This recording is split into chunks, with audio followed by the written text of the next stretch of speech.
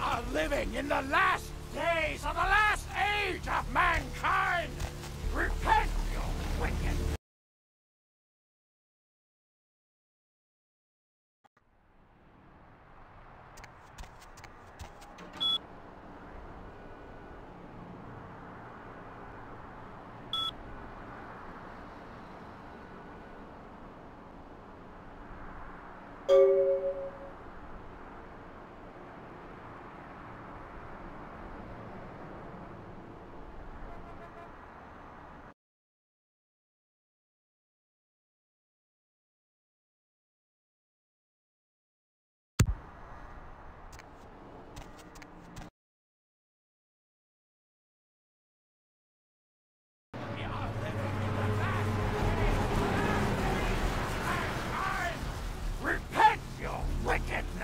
And atone in these, your last eyes that see the face of the demon.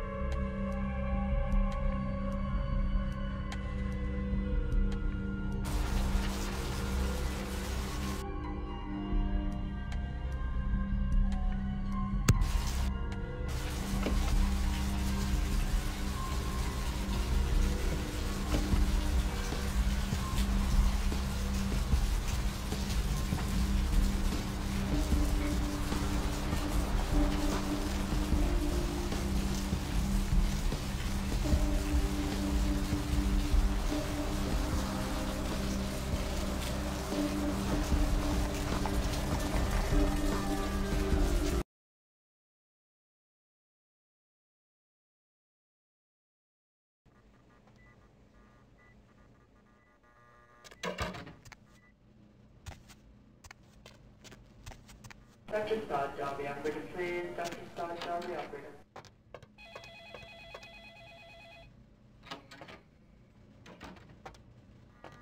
Need a fix? Employees only. Them's the rules of the Queen Bitch herself. She did, huh? Queen Bitch told me never to let anyone back there. I remember her repeating it over and over in that cold, pretentious voice of hers.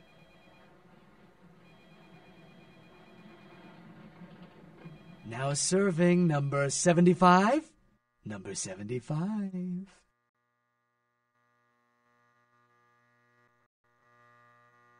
Need a fix? Employees only. Now serving Dr. Bahood, dial the operator. Dr. Bahood, dial the operator.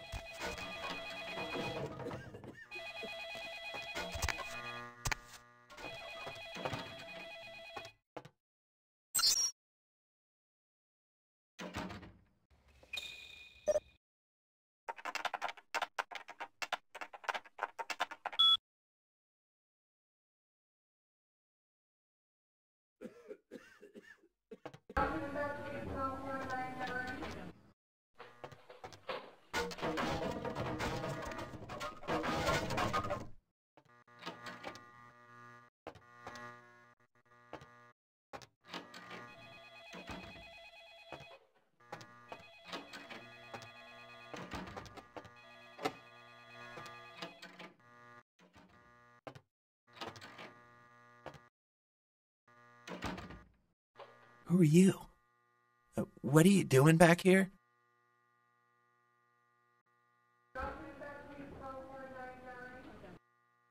I feel a sneeze. Maybe I Who are you? cook up some. What are you doing back here? Oh boy, I can't give that out. You're gonna have to leave. I feel a sneeze. Who are you?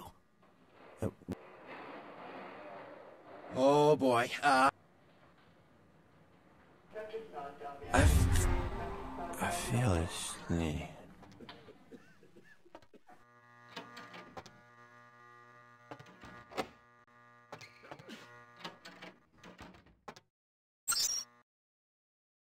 Dr. Sod, dial the operator, please. Dr. Sod, dial the operator.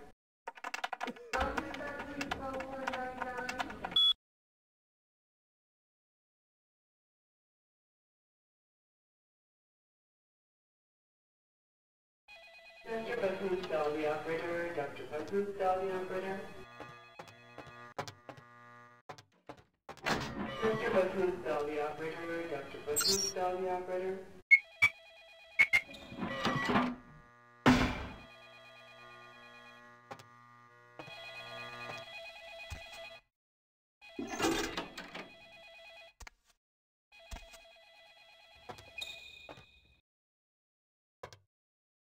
Hunger.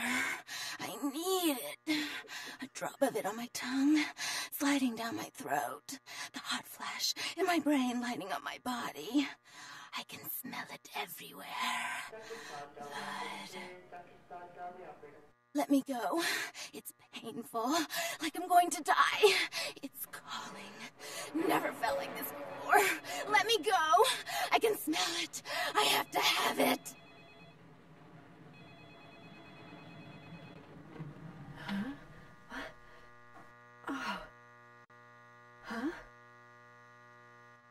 You don't look well at all.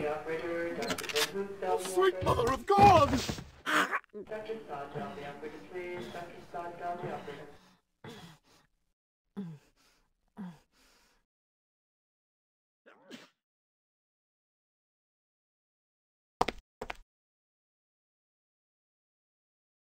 The heat. It's never been so satisfying. All of it. I drank until I heard his heart stop and I was sucking on a dry, dead artery. It was euphoric. But I've killed him. I've never killed anyone before. What happened? What came over me? Beast? What is that? Why couldn't I stop myself? Why did it feel so right?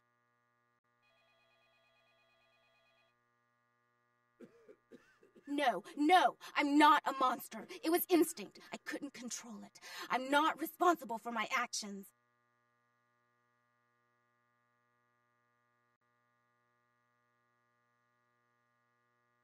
My name is Lily. E? You know E? How do you know E? I tried to tell E about his condition, but he was so furious at me for what I'd made him into, he wouldn't listen. A thin blood, from what I've been told, is a vampire whose blood is weaker than most. Rolf, my sire, told me some vampires consider thin bloods a bad omen and want them destroyed. Rolf wasn't a thin blood, and apparently I am. I don't know why. Rolf abandoned me. His group wouldn't take me in. They said I was a liability. He left me with so many questions, and I did the same thing to E, but I didn't want to leave E. He forced me out of his life. I should go. I have to get out of here. Maybe out of the city. Soon. Wait, you said E mentioned me. What did he say? I'll go see him. Thank you. Oh, about tonight, what I did? Please, don't tell E. It's not my fault. I couldn't control it. I've never done anything like this before. I'm no killer. I don't have anything to give.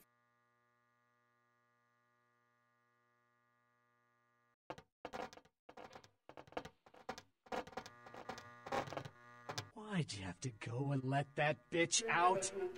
There's one less Phil in the world now. Why'd you have to let her go and eat him, huh? Now I'll never get to do in that bastard myself. Well, you know what? No blood for you. No more! Right. A transaction. Green for red. Interested? Dr. Bahoop, the operator. Dr. Bahoop, the operator.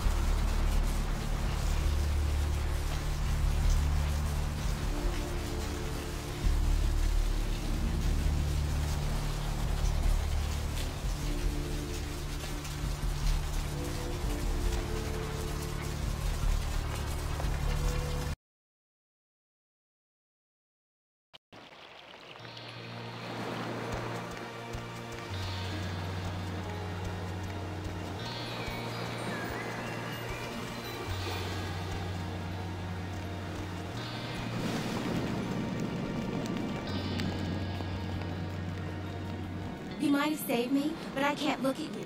To think anyone could be so compassionate, so heartless.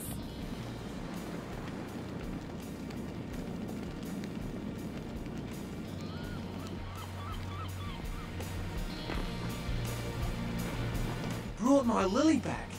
She told me all about what happened. I don't know why you helped us, but your blood's worth bottling. I'll never let her go again. Thank you.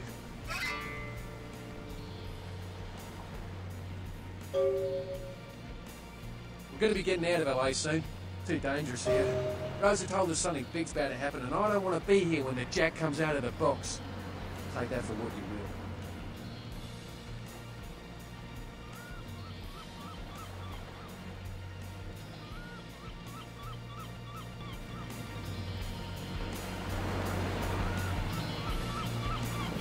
Evening.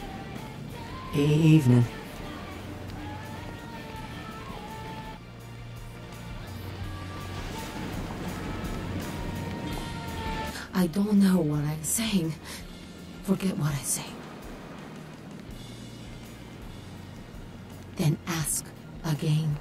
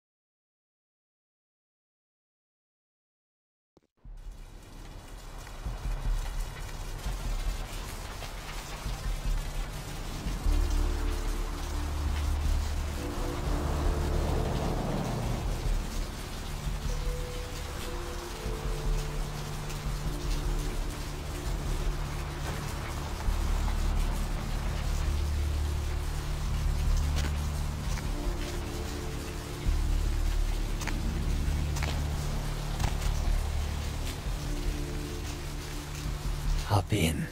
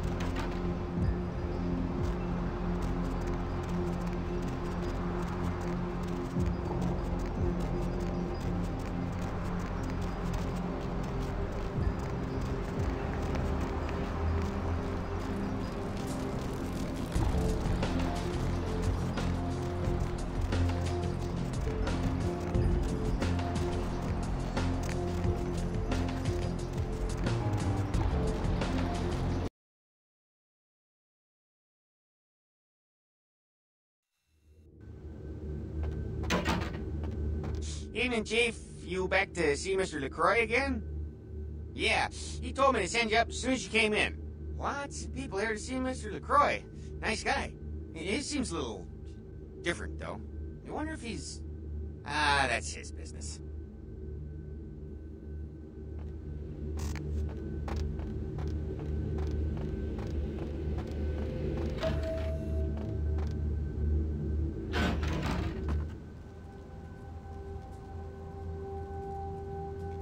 I've said all I need to for now.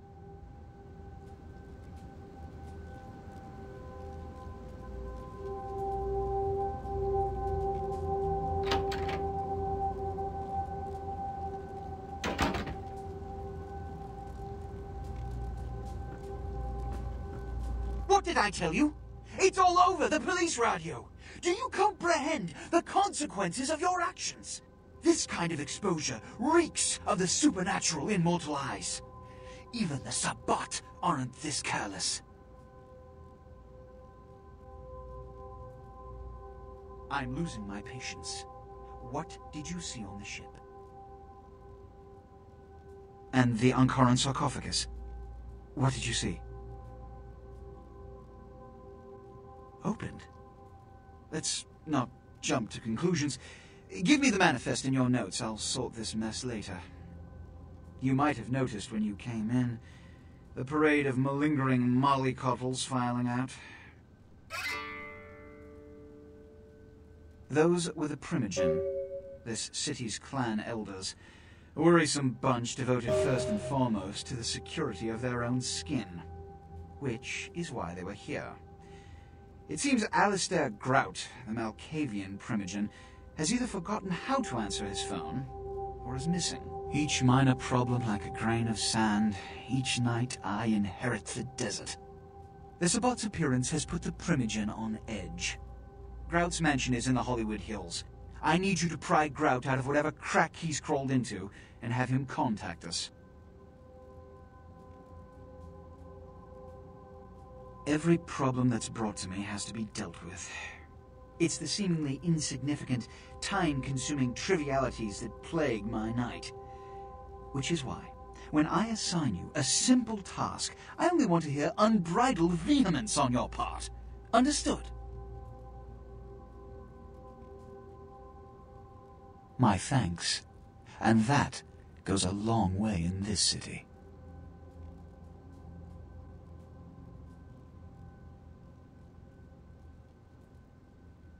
I'm assigning you something that can't be screwed up. Charitably. This is your chance to gain a small but significant amount of my good graces back. I strongly urge you to accept.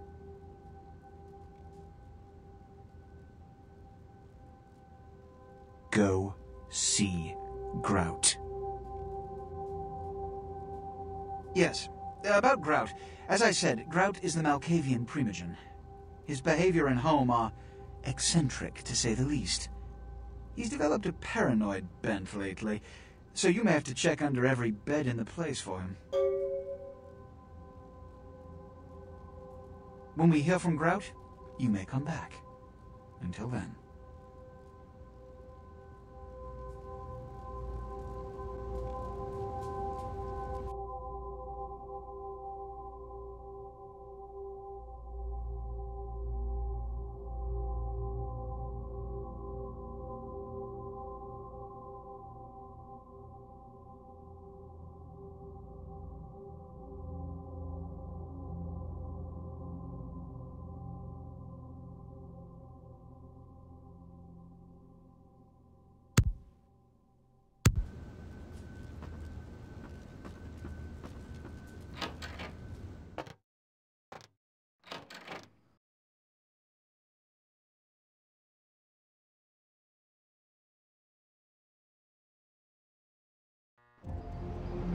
Hey! I know this might seem creepy and all, but please don't blow me off, okay? Someone told me I could find you here. I mean, I've been looking all over for you since that night. Because I just wanted to... I'm in your debt. I want to help you. I owe you my life, and I feel like I need to repay you. I almost forgot. I'm Heather. Heather Poe. I'm not weirding you out or anything, am I?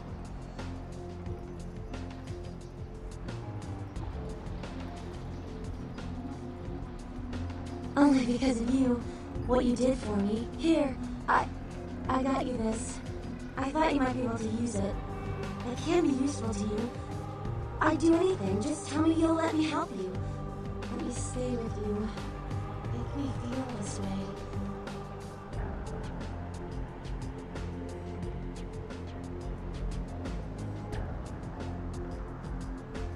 Really? I promise you won't regret it. Promise.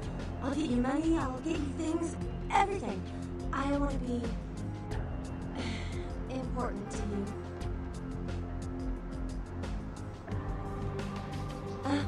I know where you live. I checked there first. I'll wait for you at your place. And when you do come back, I'll take care of whatever you want. I'd do anything for you.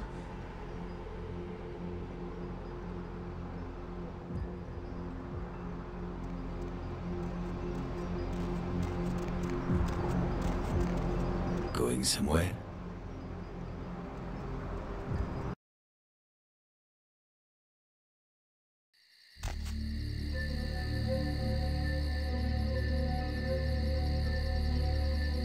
You. What are you doing here?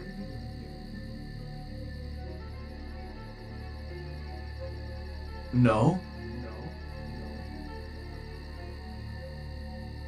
You should get out of here. This place is bad news. Pardon me.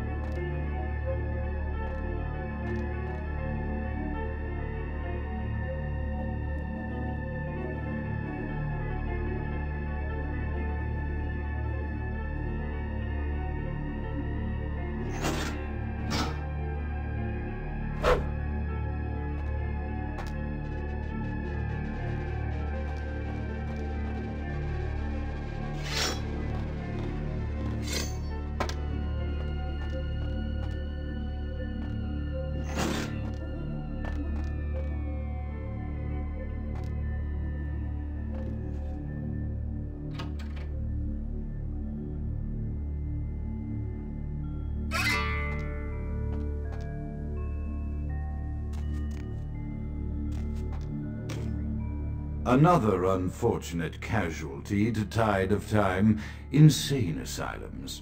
I lament their loss not only as brokerage houses for the breadth and depth of human psychoses, but also I shall mourn the disappearance of that peculiar environment present only in an insane asylum. That palpable atmosphere of blistered brains and churning bowels, the odoriferous melange of freely flowing bodily humors, that gently rolling cacophony of distant sobs and screams, the muttered cursing at perceived enemies, and the blissful gurgling of the lobotomized, like a newborn babe discovering the sky. I shall still find test subjects as surely as I find bloody sustenance in the night, but this climate, I fear, may never be replicated.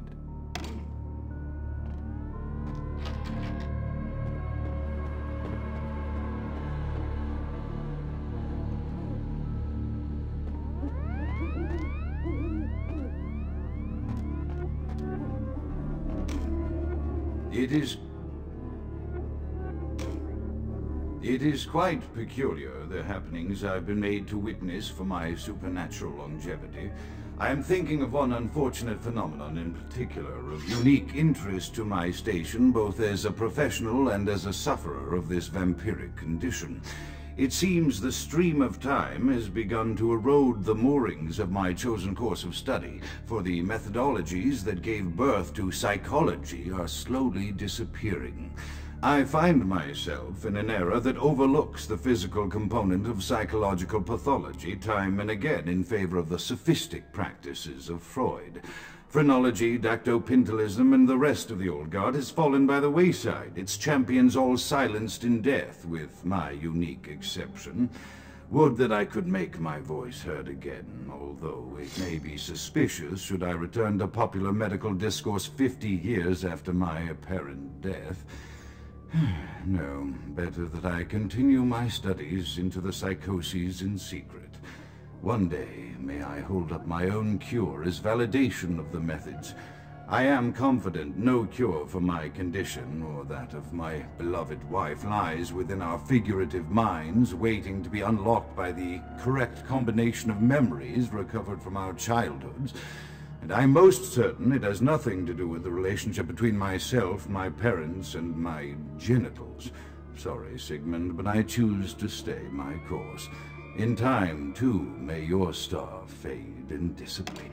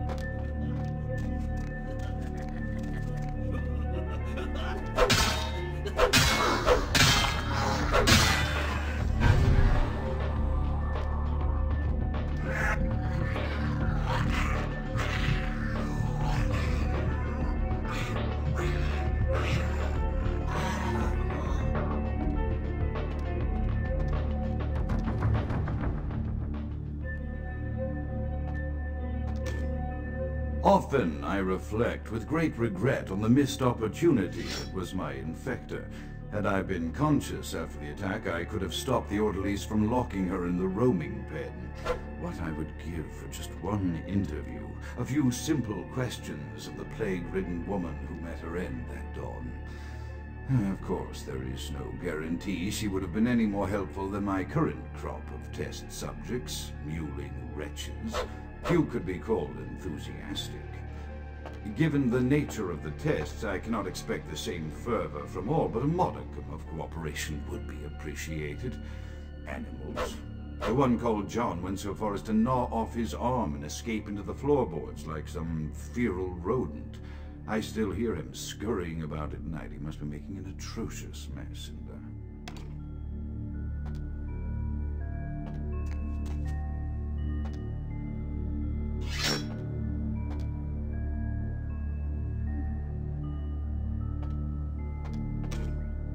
My studies proceed at a languid pace. I'm mired in a foul ennui as my wife's illness advances. My subjects grow restless without proper supervision, but I cannot pull myself back from this black depression. How many nights I've wasted now, gazing from the tower walk, pondering the frailty of existence.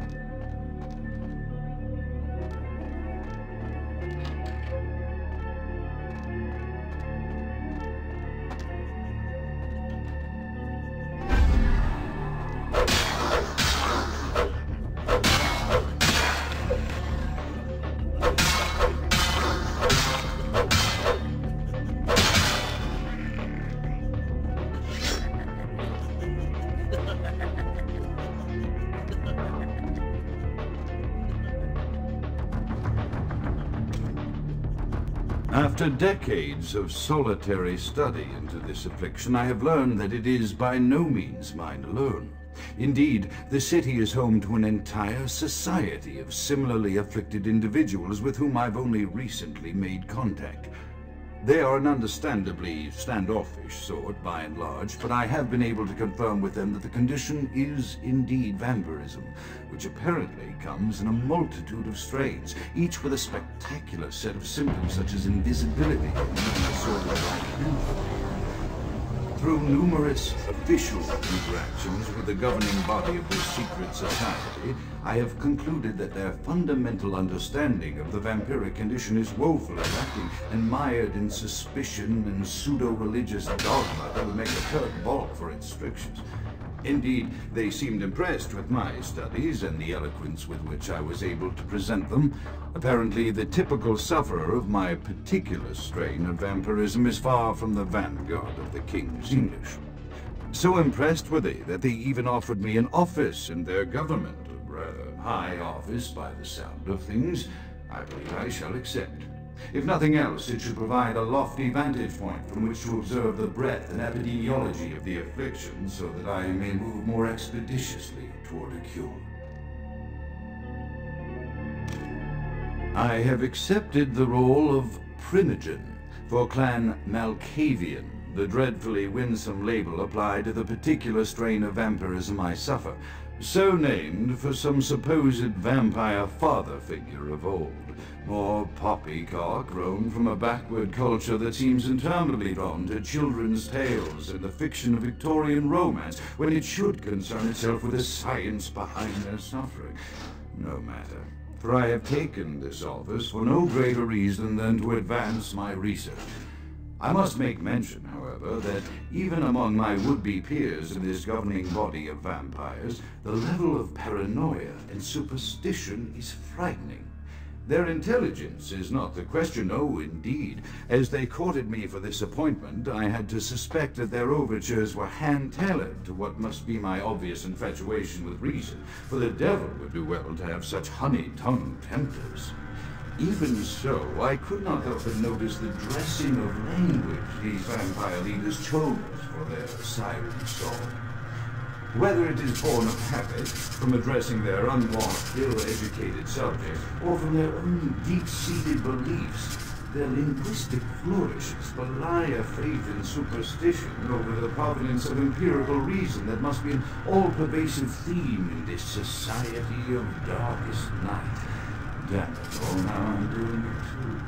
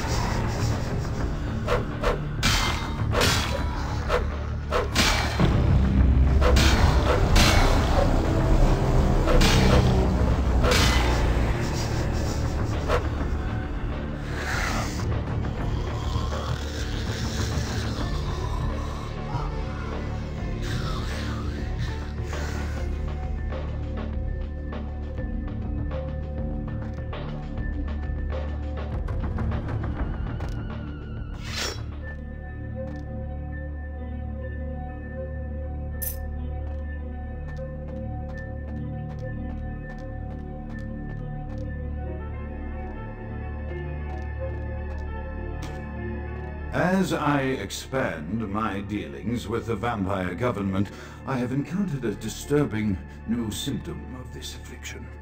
Frequently, in conversation, I will hear voices emanating from other vampires, voices that are not their own, but which seem to have insight into their lives beyond what I could gather from simple conversation. These voices seem to echo from deep within my fellow vampires, and I cannot be certain if this symptom belongs to my strain of the illness or theirs, for the voices are various and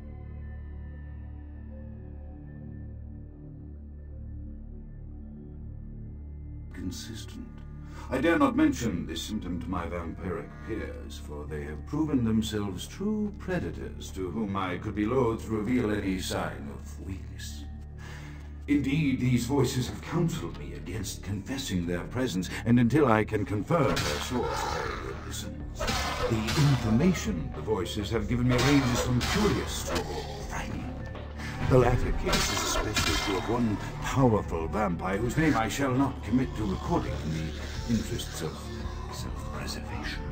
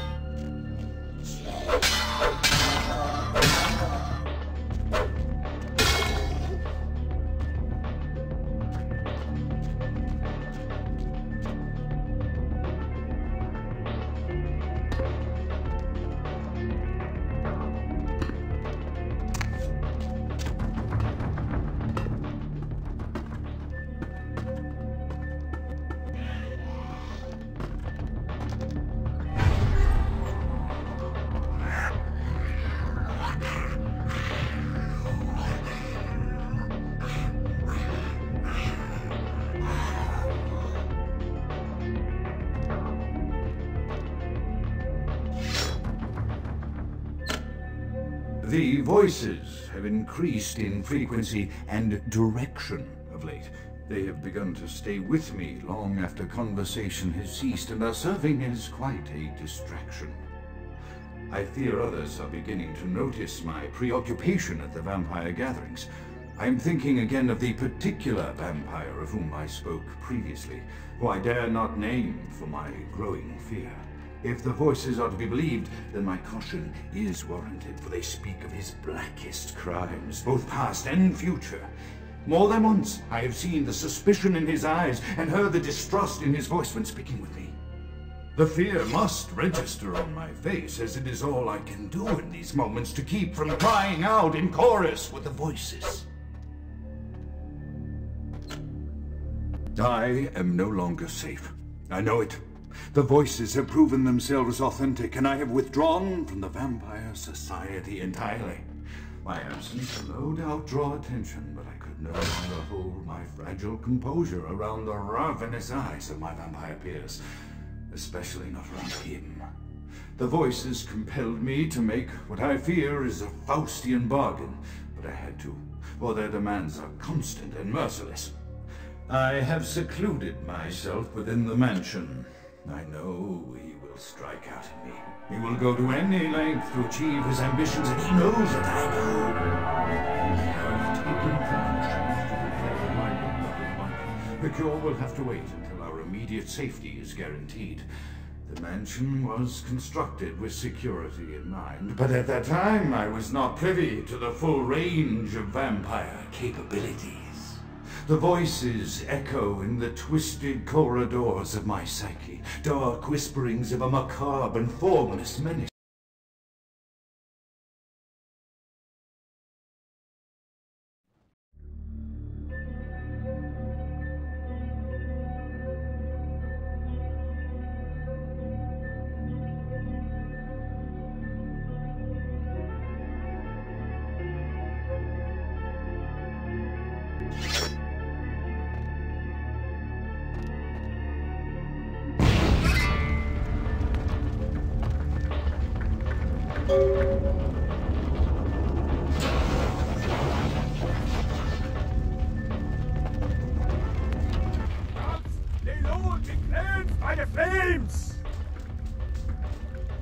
Count is dead?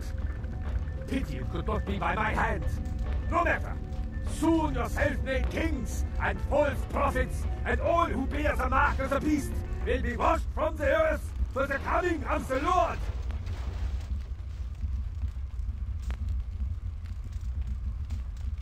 As you burn, tell them it was Grünfeld Bach who sent your damned soul to that lake of fire. All agents of Satan shall return to whence they came. Let this righteous display serve as a promise to all.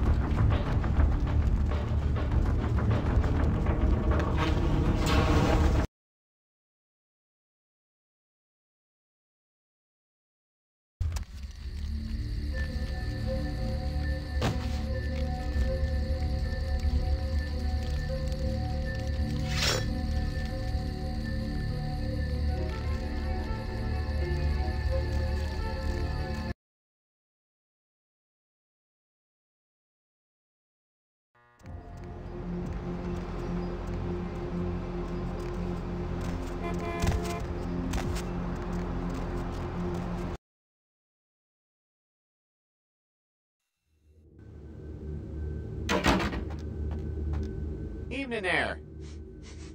Something burning? Ooh, smells like someone burnt the burgers. Sure, I'll open her up for you. Jeez, I could go for one of them double-spaced burgers. Onions, cheese, bacon, guacamole.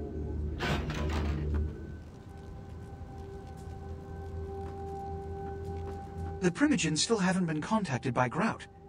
I thought I made it clear that you are not supposed to come back until we had heard from him.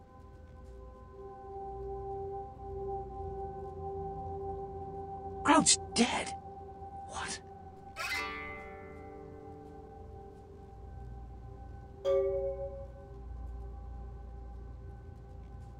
Bach!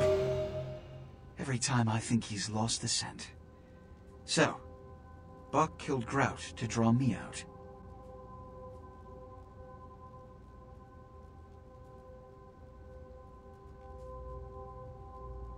Bach is a hunter.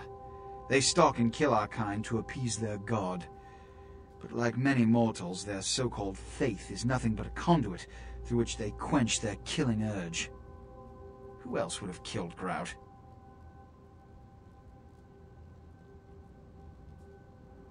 Let you finish. With whom do you presume you're speaking? Look at me. Are you sure it was Nines Rodriguez? Because if it was, the consequences... Do you know where this might lead? Do you really have any idea?